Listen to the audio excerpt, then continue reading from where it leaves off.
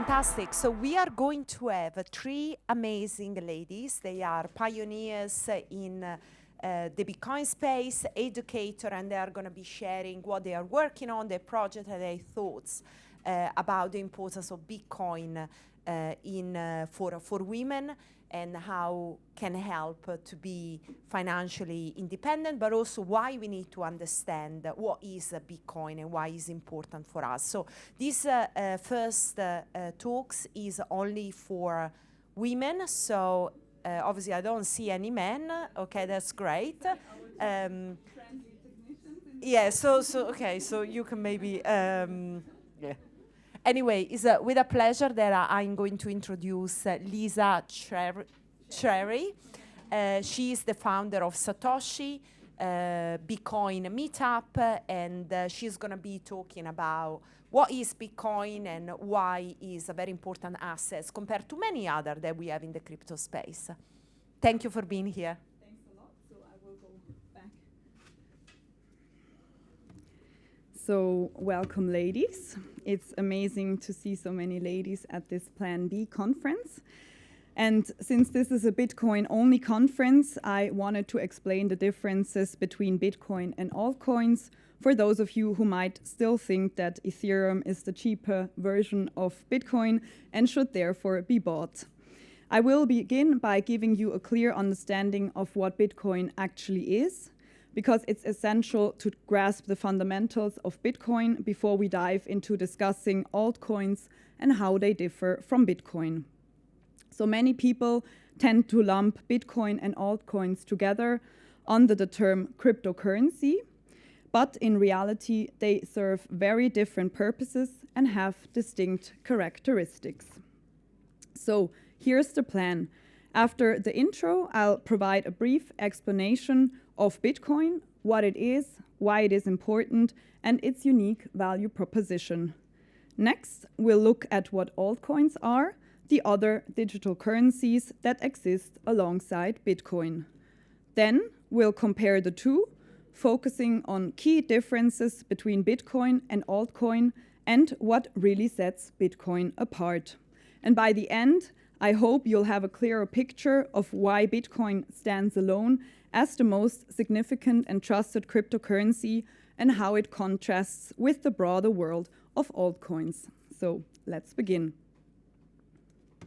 So you might be wondering who I actually am or who's standing before you. So my name is Lisa Tscherry, and I hold a master's degree in blockchain and digital currency. I've been passionate about Bitcoin and its potential for society for years.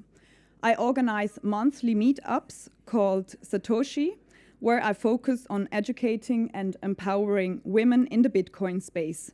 So anyone who wants to come and join one of my meetups in Zurich is always welcome.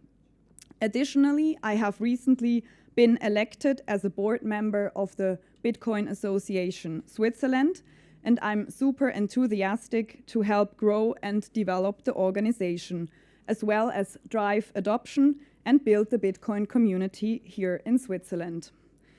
In general, education is very important to me, and this is why my presentations are always quite dense with information, aiming to convey knowledge, because I believe that a proper understanding is where adoption begins. So many people mistakenly group Bitcoin and altcoins together under the broad term cryptocurrency. This leads to confusion, as they believe Bitcoin is just another type of crypto. The common perception is that Bitcoin and altcoins are on the same level, both competing with fiat currencies, with Bitcoin seen as just one more player in the crypto space. In reality, Bitcoin stands in a league of its own. It's not just another cryptocurrency. It's the dominant digital asset and a new form of money, independent from both fiat and altcoins. Bitcoin is the truly decentralized, global, and trustless monetary system, whereas altcoins often serve niche purposes or act as experiments in blockchain technology. So let's now dive into the basics of Bitcoin and the differences in regard to altcoins in more details. So more ladies always welcome. Hello. So this image shows the title of the famous Bitcoin white paper by Satoshi Nakamoto. This white paper laid the foundation for the invention of Bitcoin in 2008. It marked the beginning of an entirely new era of digital money that operates independently of traditional financial institutions. What's important to note here is that the white paper is not set in stone. While it laid the first vision and groundwork for Bitcoin, the system is dynamic and can be updated through consensus.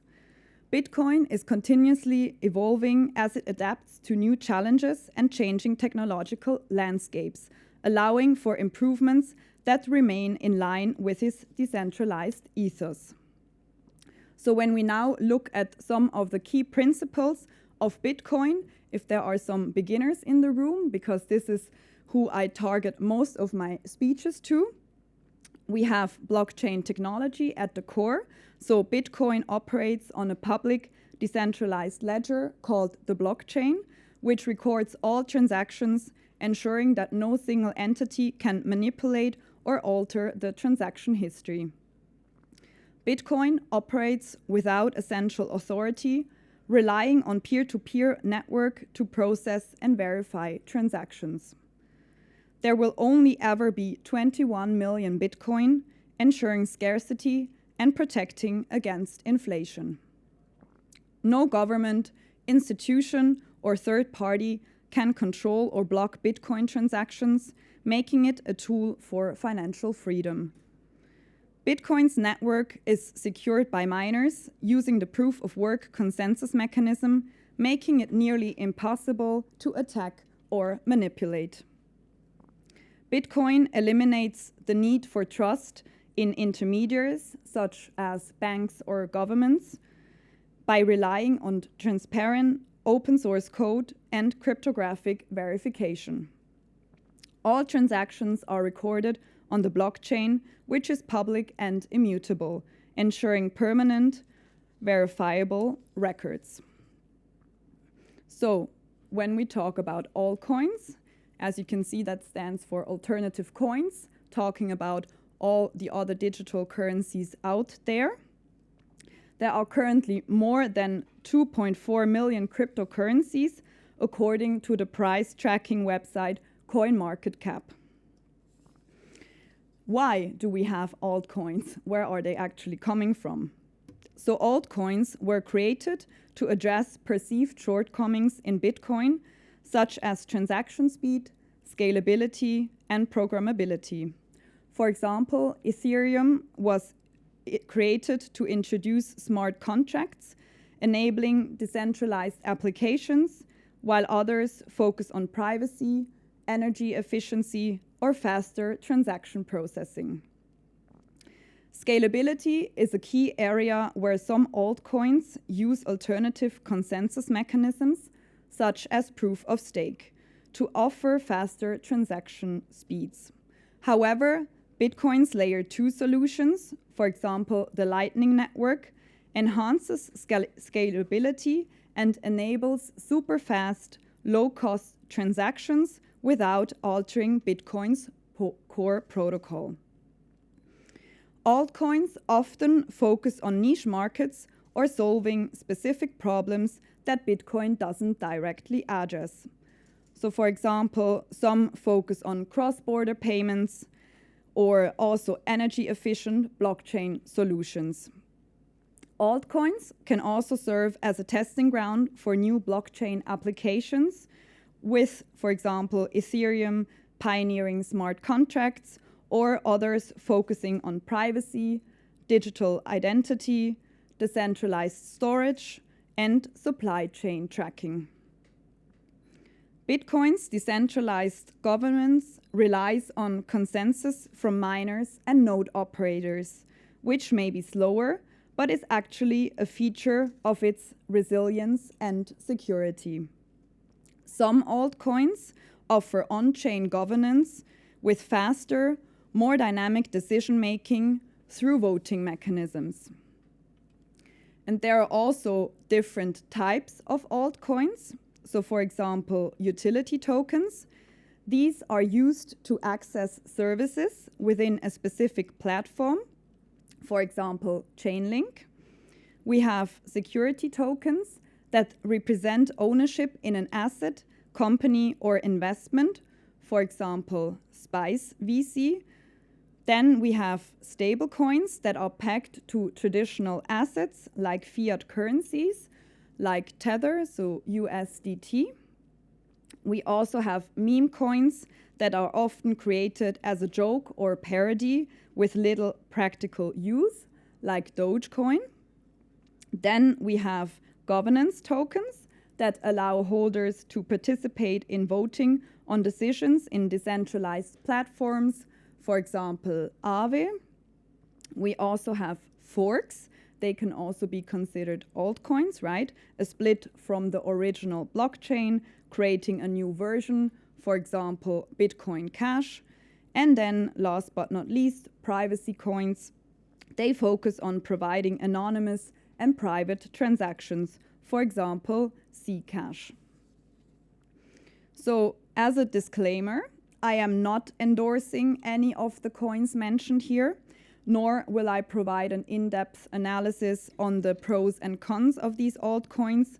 My goal is only to show different use cases for altcoins. So here are 5 examples. First is Litecoin, which was founded in 2011 and is a fork of Bitcoin designed for faster and cheaper transactions. It has a 2.5-minute block time and 84 million coins and focuses on being more efficient for everyday payments.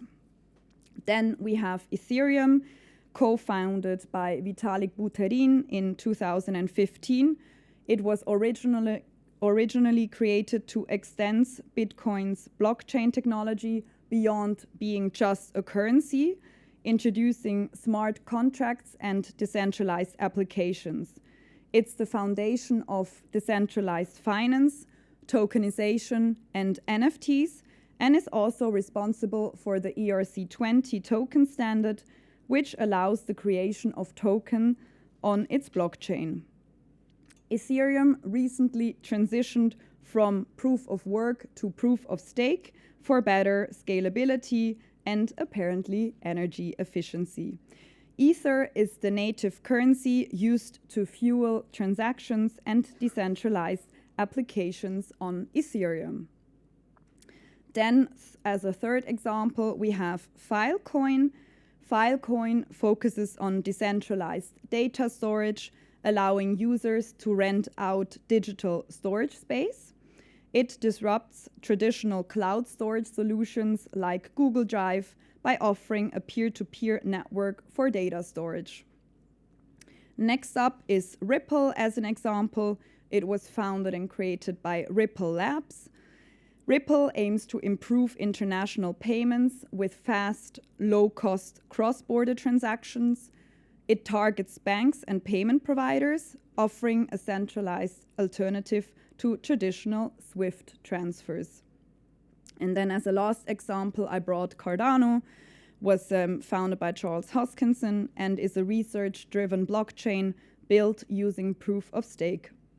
It offers a secure, scalable platform for smart contracts, even though I believe they still have not introduced smart contracts so far, with a focus on enterprise use and energy efficiency. So we've explored why altcoins emerged and some of their unique features. But now I want to focus on how the cryptocurrency landscape has evolved in terms of market capitalization. And as you can see, Bitcoin is consistently number 1 in terms of market capitalization, and the market has clearly decided its value, while many altcoins have come and gone. This is reinforced by Bitcoin's network effect, meaning that the more users and transactions it gathers, the stronger and more valuable it becomes. As the most widely used and trusted cryptocurrency, Bitcoin benefits from its massive user base, transaction volume, and unparalleled security and resilience. Its first mover advantage and the robustness of its decentralized network make it the strongest contender in the cryptocurrency space. So if we now look at the differences a bit in more detail, Bitcoin was designed to remove the need for intermediaries, the so-called third parties, in financial transactions.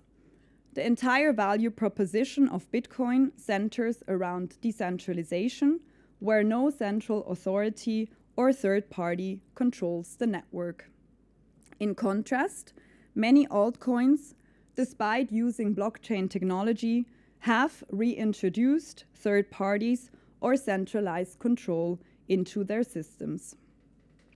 Altcoins often rely on foundations, development teams, or companies to oversee their networks or make decisions, which reintroduces trust in third-party entities. While altcoins use blockchain technology, their governance and control mechanisms often resemble traditional systems with central authorities, contrary to Bitcoin's decentralized nature. So this image really illustrates that Bitcoin truly eliminates third parties, while altcoins often reintroduce central actors. Even though they operate on blockchain, they sometimes miss the core decentralized ethos of Bitcoin. And the difference isn't just technological, but also philosophical. Bitcoin seeks to create a trustless system, whereas many altcoins compromise on this principle for other features or efficiencies. Now, looking at the differences in more detail, Bitcoin has a fixed supply of 21 million coins, and this scarcity ensures that Bitcoin protects against inflation and retains its value over time. In contrast, many altcoins do not have a capped supply, meaning more tokens can be created, leading to inflation. This inflation dilutes the token's value over time. Bitcoin is decentralized, permissionless, and available to everyone globally from day one. It has no central authority, and anyone can participate in its network. Many altcoins, however, grant early investor privileges, often to insiders and venture capitalists, and this centralizes wealth and power at the top, with founders and early adopters gaining a significant advantage over the public. Then we can say that Bitcoin's value emerged organically without any pre-mining or venture capital funding. It grew steadily as people saw its benefits as a decentralized monetary asset. And in contrast, many altcoins rely on ICOs or venture capital funding, which creates a more centralized ownership structure and often, like I said, benefits insiders and early investors. Bitcoin's launch was fair, with coins mined gradually and available to anyone from the start. There was no pre-mine, ensuring a level playing field for everyone. And many altcoins, however, are pre-mined or see significant accumulation by founders and insiders. And this can also be illustrated by this picture. So you can see that these charts show that in many altcoin projects, a significant portion of tokens is allocated to insiders. So that would be the blue part of the pie charts. So this shows how there is centralization that's created and an uneven distribution of power and wealth. So we have projects like Solana, for example, Celo, or also Avalanche. They all had more than 40% of token allocation going to insiders. And this distribution model highlights how many altcoins concentrate power within small groups. And that stands in contrast to Bitcoin's fair launch, where there was no pre-mining or insider allocation. So over the years, Bitcoin has built a strong reputation as a reliable, decentralized, and trusted store of value, while many altcoins have unfortunately been linked to scams like pump and dump schemes and rug pulls, where developers abandon projects after driving up the price, leaving investors with worthless tokens. Bitcoin is steadily being adopted by institutions and governments, whereas many altcoins still struggle to find real-world application beyond speculation and trading. Bitcoin takes a conservative, security-focused approach to upgrades, ensuring stability, but might appear slower compared to the constant experimentation in the altcoin space. So many altcoins often prioritize faster changes and experimentation, leading to volatility. Bitcoin is increasingly seen as a global form of money, with growing adoption across nations, businesses, and even as a legal tender in El Salvador, while the sheer number of altcoins and their often speculative nature create a lot of noise in the space. Many are distractions from the core innovations in blockchain and financial decentralization that Bitcoin is pioneering. And this chart illustrates the performance of over 2,400 coins, with Bitcoin being represented by the clear black dotted line. Here you have the price of Bitcoin, and notice how Bitcoin remains quite strong and consistent over time compared to the vast majority of altcoins here. So the chaotic, colorful lines that you see here, they represent the altcoin market, and most of these coins experience sharp fluctuations, underperformance, or also complete declines in price over time, meaning that this represents the noise in the market. So basically, as a summary, focus on Bitcoin as the signal amidst the noise of altcoins. Good. Then looking at the last differences between Bitcoin and altcoins. While Bitcoin's creator, Satoshi Nakamoto, remains anonymous, ensuring true decentralization, many altcoins are led by known founders, centralizing power and decision-making. Like I said, Bitcoin had no pre-mining or lockup periods. I'm sorry, I was a bit sick last week, so allow me to take a sip of water so I can regain my voice. Exactly, so like I said, Bitcoin had no lockup periods, while many altcoins have lockup schemes that delay fair market distribution. So Bitcoin's adoption has been slow and steady, driven by its long-term value proposition, while many altcoins rise quickly due to hype, marketing, or speculation, making them more volatile. Bitcoin has a strong ethos centered on decentralization, financial sovereignty, and security, while many altcoins, especially meme coins, often lack real utility and are driven by internet culture or controversy. And this also contributes to volatility and can detract from the serious technological advancements in the space. So, in conclusion,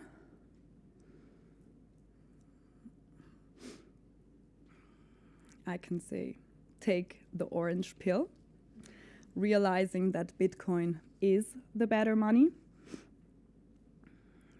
Or I'll go back for some of you who want to take a picture.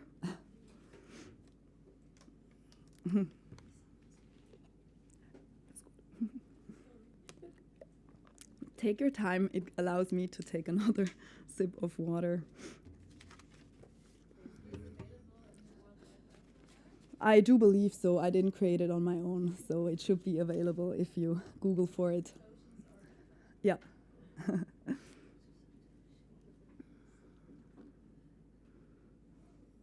Okay. Good. So In conclusion, I do believe interesting projects exist. There are many dubious projects and scammy coins, but there are also creative and innovative projects within the altcoin space. And these projects are often experimenting with blockchain technology and new use cases. And once proven, successful features of altcoins could be implemented on Bitcoin, as Bitcoin remains flexible enough to incorporate beneficial innovations from other projects. I believe that many altcoins operate more like companies, raising capital through ICOs or VC funding, and their success often depends on the team or organization behind them. This makes them resemble stocks more than a decentralized, trustless asset like Bitcoin. And a lot of altcoins, like I also said before, they lack Bitcoin's core ethos of decentralization and censorship resistance. Many coins are just tokens on another network without a distinct use case, created more for speculation or short-term gains. And on the other hand, Bitcoin represents a new class of digital, decentralized money, independent of any government or central authority. So these listed here are all the perks, and I mean, probably not all of them, there are many more. So Bitcoin has no founder, no pre-mine, no insiders, no website, and so far and until this day, is the fairest money on earth. There simply is no second best, as Michael Saylor and Jack Mallers repeatedly tell us. In conclusion, I strongly urge you to pay close attention to Bitcoin and invest time in understanding its value and potential. Instead of getting caught up in trading or speculating on altcoins, consider whether it makes sense for you to focus on saving and preserving value with Bitcoin, a decentralized, secure, and resilient monetary asset that has proven its strength over time. So, thanks a lot for your attention throughout this presentation.